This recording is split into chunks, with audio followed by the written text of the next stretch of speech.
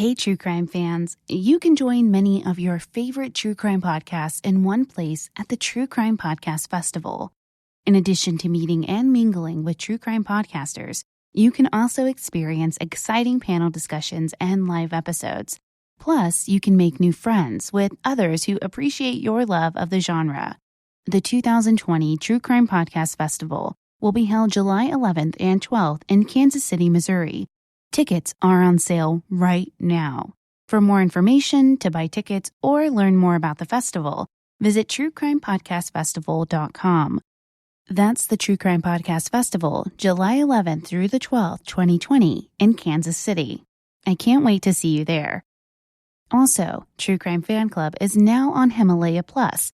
I really enjoy this platform, and it's a little bit like Patreon, except that it's a little bit more flexible in how you can support the show. I will include a link to the Himalaya Plus website so you can check out the show and find out how you can support it. Explicit content is found in this episode, so listener discretion is advised. Welcome back to the True Crime Fan Club podcast. I'm your host, Lainey. An awkward love triangle with an odd man out. A husband kills his estranged wife and the estranged wife of another man, just to cause pain and suffering. He spies, stalks, and uses technology to track the affair. Okay, on to the show.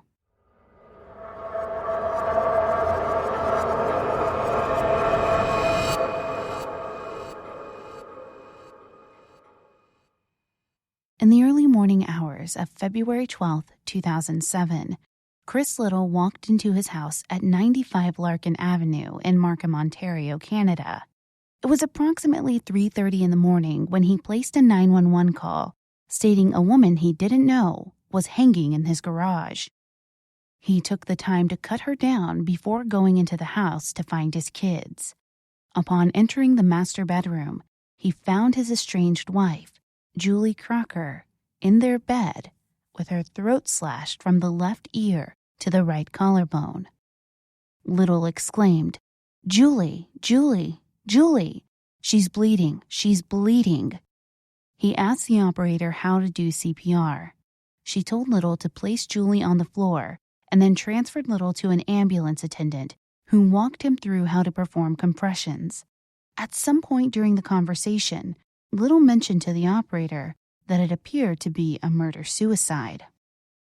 The female in the garage was Paula Menendez, the estranged wife of Rick Ralph, a Toronto sportscaster for the Fan 590, who was having an affair with Julie Crocker. Investigators found a crumpled photo of Ralph and Crocker at the foot of the bed. Menendez was found with her feet bound together and yellow rope around her neck. There were pieces of rope still attached to the rafters.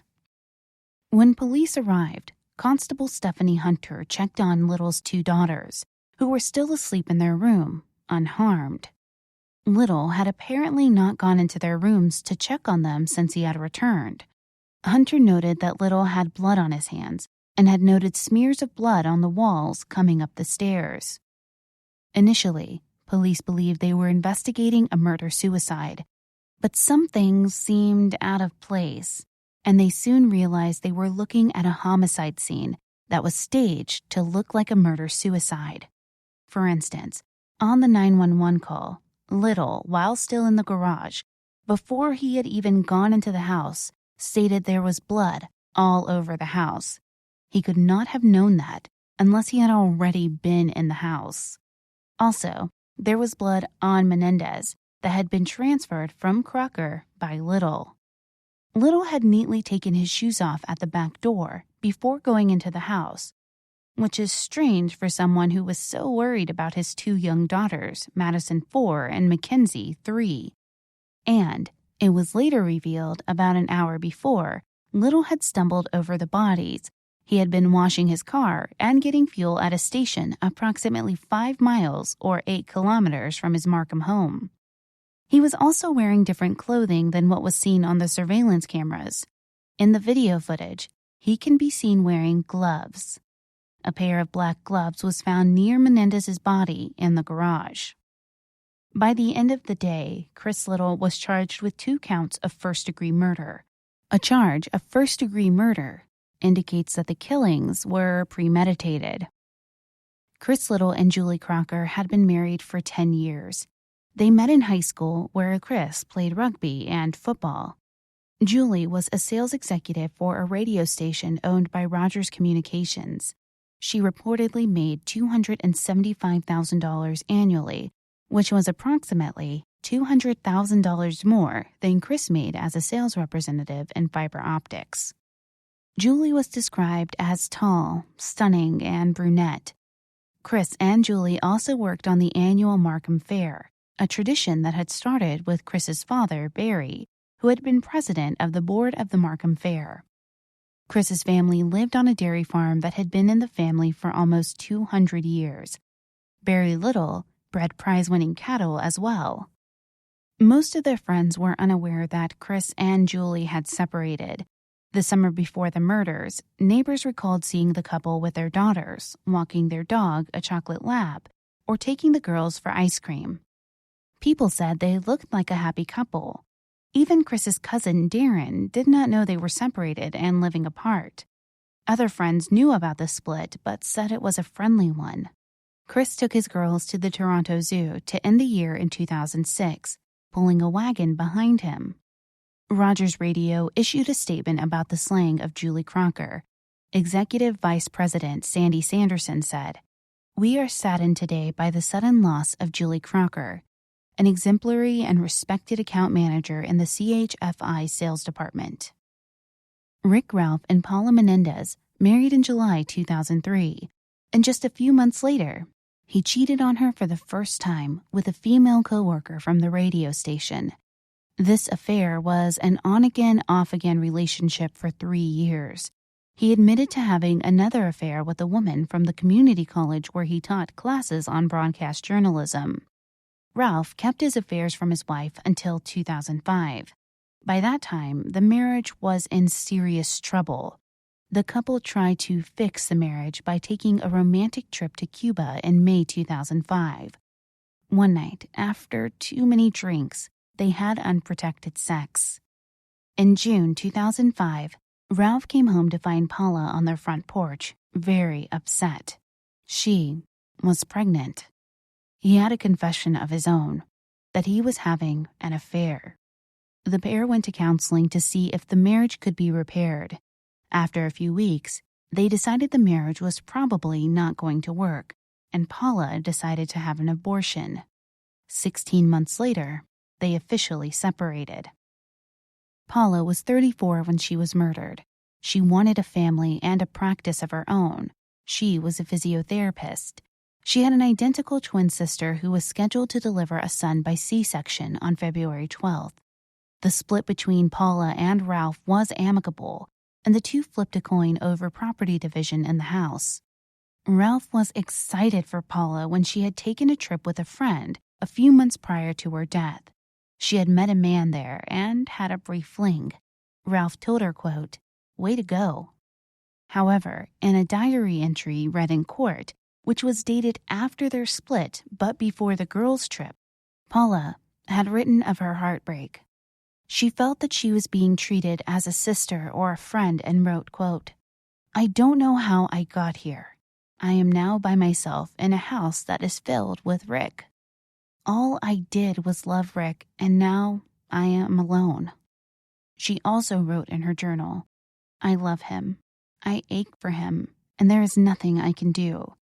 I feel very alone, sad, and angry that it is so much harder for me and that he has no feelings." Another entry read, "When he talks to me, it is so hard. He looks at me like a sister or a friend. I have had such a small impact on his life that he can just walk away. I'm hurting so much I can't figure out how to move on." Paula tried online dating using the dating service Lava Life, but according to a customer service representative for the company, she only received one response. Another entry shared with the court said, "I have a strong urge to get together with just anyone." One last entry that Chris's attorney wanted to share said, "Here I was happy and married, And now I sit alone in a movie theater trying to pass the time. I go to bed early just to put an end to the day. I'm always hoping that Rick will show up or call. These entries were shared with the court by Chris's attorney, John Rosen, in an attempt to show that she was potentially unstable and could have committed murder and then suicide. Rosen, who had represented Paul Bernardo, infamous serial killer, said that Paula Menendez had probably internalized all of her depression. Paula met other men, but one of these went back to his ex. Sean Cohen was a man she dated right before she died. She had been with him just a few days before she was found in Julie's home, and he said she was relaxed and happy. Rosen posited that Paula had gone to the house in Markham to confront Julie Crocker about her relationship with Rick Ralph, and then killed Crocker and committed suicide. Initially, it appeared the only connection between the two couples was Rick Ralph and his love affair with both women. Julie Crocker and Rick Ralph had met on a work cruise in the late summer of 2006, then played golf at work a couple of times. And in September 2006, Julie and Chris showed up at a Toronto bar, where a party was being held by one of Ralph's friends. Ralph went up to the couple to introduce them around, eventually introducing them to his wife, Paula Menendez. They all began talking, and Paula, Julie, and Chris realized they had grown up in relatively the same area of Markham. Ralph was the only one who was not from the Markham area, so he did not participate in the conversation and just stood listening. This was the only time the two women had met, although a few months later, someone left a message on Paula's phone to let her know that Ralph was having an affair with Julie Crocker. Paula told Ralph to be careful since there were children involved. The affair with Julie began around the same time that each couple separated. Part of Chris and Julie's agreement during their separation was that Julie would not bring men over to the house for overnight sleepovers. However, according to Chris, when testifying, she broke this promise and had men stay overnight in her room with her children down the hall.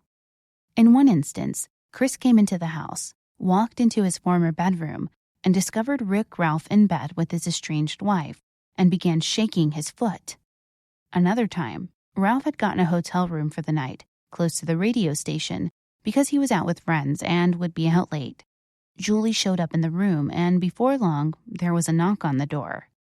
According to Ralph, this was early in the relationship with Julie, and they had not yet been intimate, but Chris insisted they open the door and talk through this like adults. Julie said they should, but Ralph refused. Finally, Julie opened the door and left with Chris. Ralph decided not to stay in the room that night because he was too shaken by the whole incident. The next morning, Julie informed Ralph that Chris had installed a GPS tracking device on her car, and that was how he had found her the night before. By February, Julie and Ralph were staying together with regular frequency in the apartment she and Chris shared for their odd childcare arrangement. Additionally, Chris had cameras in the ceiling and recorded sex with Julie, allegedly after he had drugged her. He also had ordered chemicals and tested Julie's clothes for semen, and then sent samples to a lab for DNA testing to compare the DNA to his. Chris had a voice-activated recorder in Julie's car, too, to pick up phone conversations or conversations with her friends in the vehicle. Chris had tried several things to save his marriage. He had brought her flowers and books and wanted to renew their vows. However, Julie wanted out. By all accounts, it appears she was smitten with Ralph and wanted to pursue that relationship. Julie's mother, Judy Crocker, said that Julie had allowed the marriage to last as long as it did because she did not want to hurt Chris. She was trying to make things easy for him. I'm going to pause the case right here so you can hear a word from our sponsors.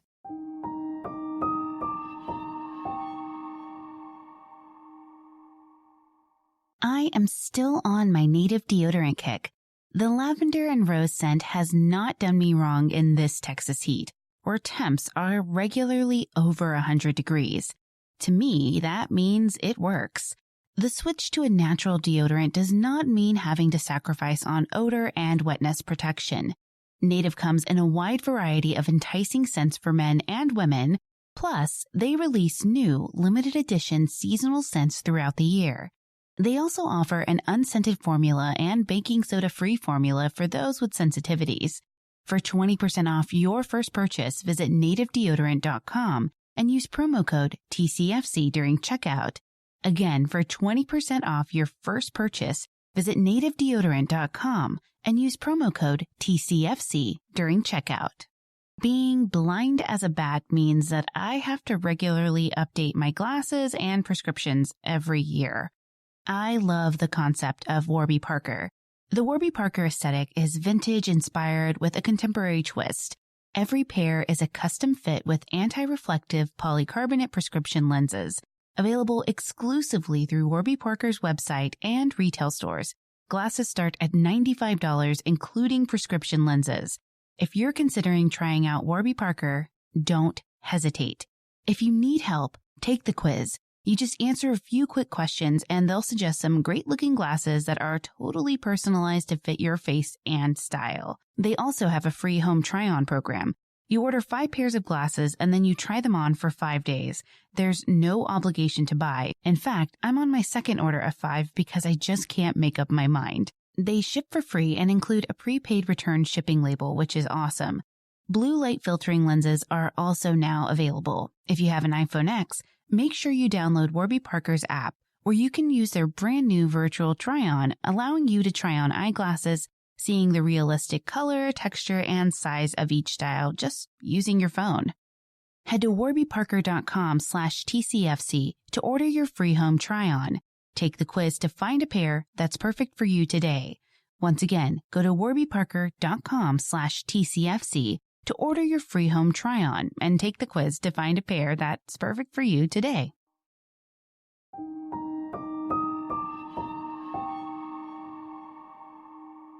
On the night of the murders, as Chris stood beside Julie's body, an officer asked him who he was. Chris replied that he was the husband of the woman on the floor.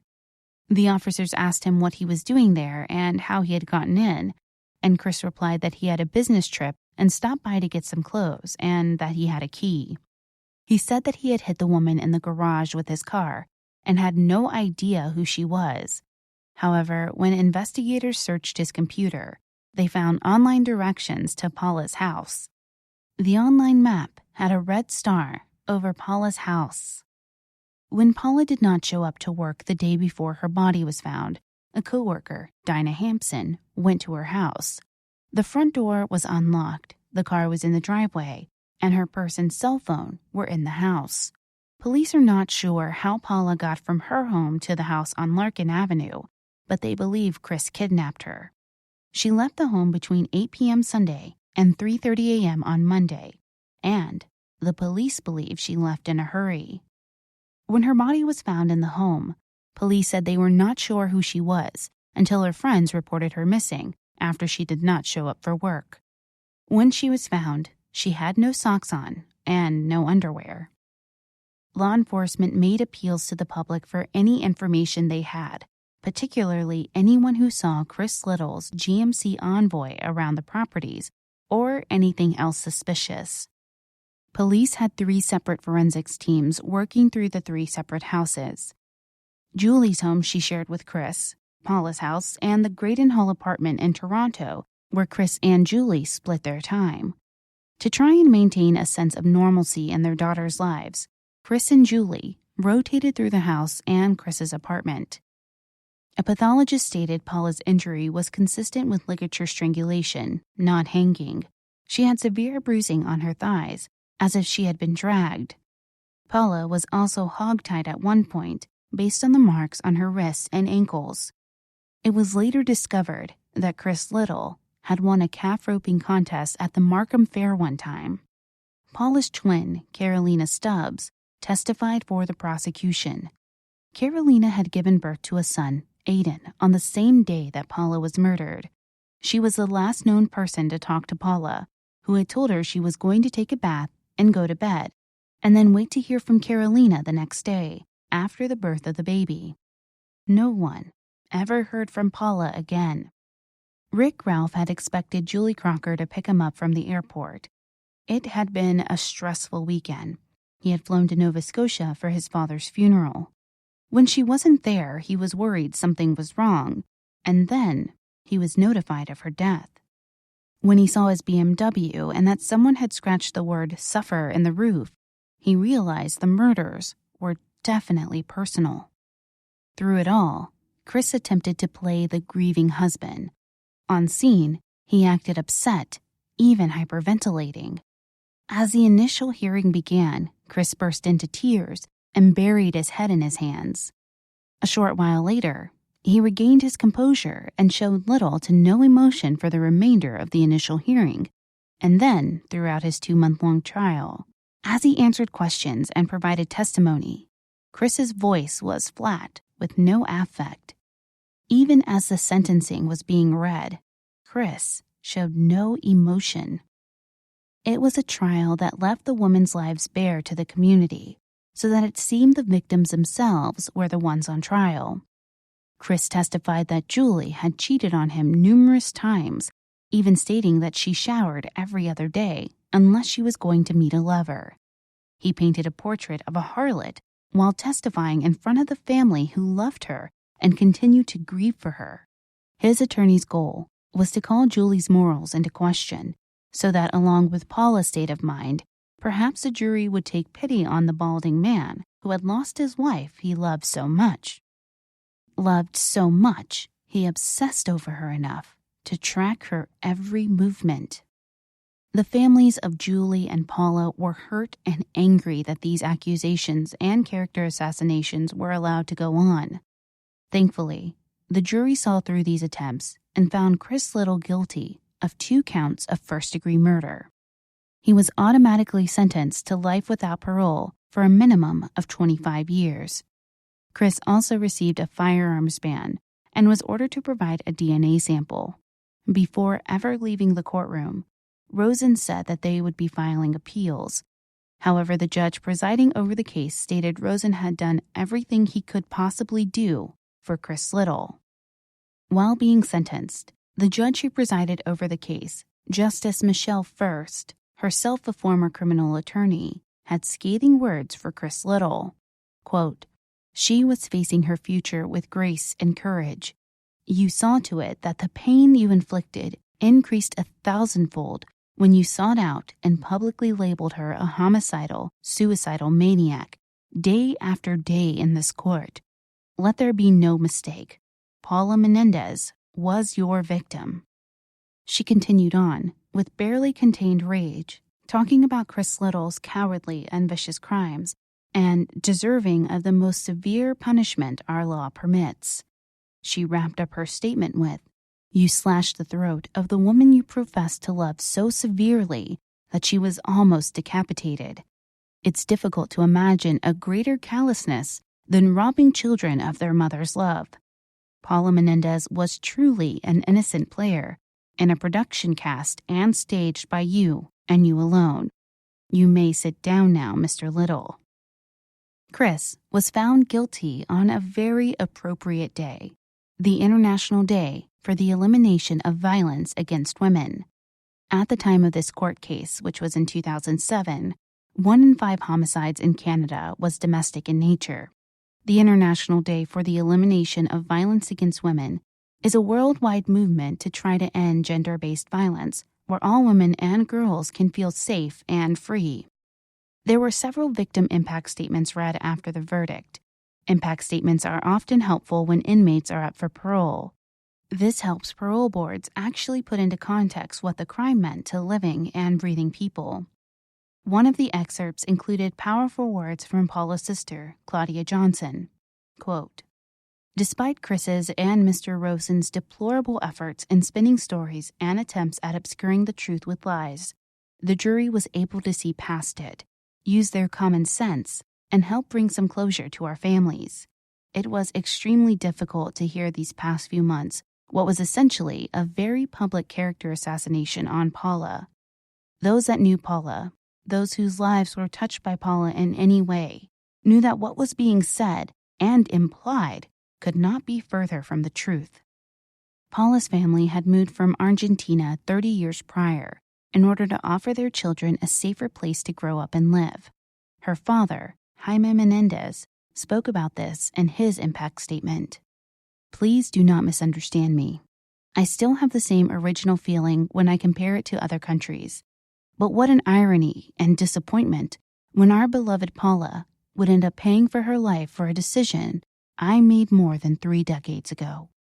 Judy Crocker delivered a victim impact statement outside the courtroom. It read in part, "On February 12, 2007, Julie Crocker was silenced. She can no longer speak for herself. As Julie's mother, I appreciate the opportunity to say a few words, and I am honored to speak for my daughter. I do this for her in the hope that she will be remembered as the person she truly was." During the trial, the individual permitted to say the most about Julie was the man who committed this horrific act of violence. Much of what he said about Julie and her feelings was simply untrue. Julie was a loving mother, daughter, and sister. She had a successful career as an account executive with CHFI, and she loved her job. She was not perfect, but few of us are. And she made some wrong decisions in her life, just like the rest of us. However, she was a wonderful young woman who was kind, generous, and thoughtful. In fact, it was her kindness and concern for her husband, her efforts to make things easier for him, which led to the prolongation of a marriage that had essentially been over for a very long time. Julie was bright, confident, and fun-loving. She found the good in everyone. If you were her friend, she would do anything for you. If you were her sister, she loved you unconditionally, and she defended you only as a big sister could. When her father was ill and ultimately dying, Julie turned her life upside down to be with him and to be supportive of me. As a mother, Julie was protective and devoted to her children. They adored her, and she loved them fiercely. On February 10, 2007, about 24 hours before she was murdered, she and her 2 daughters had a sleepover, as described by her 4-year-old. "We stayed in bed with Mommy. She made us popcorn, and we drank hot chocolate and watched a funny movie, and it was fun. Mommy let us stay up late." This was the Julie we knew and loved. In 2012, Judy Crocker was shopping for groceries when she was notified that Little had been moved from a maximum security facility to a medium security prison. The news was like a slap in the face for Judy. In 2014, Chris Little argued for his right to a new trial based on the violation of his charter rights, which is a part of the Canadian Constitution. He claimed that the authorities violated his charter rights when they searched his cell phone and workplace for proof that he had plotted the murders of his estranged wife, Julie Crocker, and Paula Menendez. Judy Crocker, Julie's mother, was present for his hearing. She was satisfied that his appeal had been denied and remains behind bars to this day. Okay, fan club members, as I conclude this episode, my one question to you is, how will you sleep tonight? Thank you for listening. If you enjoyed this episode, please be sure to leave us a positive review on Apple Podcasts or your podcast player of choice. It really does help us out. You can find us on most social media platforms, Twitter @TCFCPod, Facebook.com/TCFCPodcast. You can also find us on Instagram, TCFC_podcast. And of course, our website is truecrimefanclub.com. If you have an episode request, send us an email, tcfcpod@gmail.com. This show was produced by Nico at We Talk of Dreams. Follow him on Twitter We Talk of Dreams or check out his website, wetalkofdreams.com. This episode was researched and written by Susie St. John. Content editor was Brittany Martinez, and I'm your host, Lainey.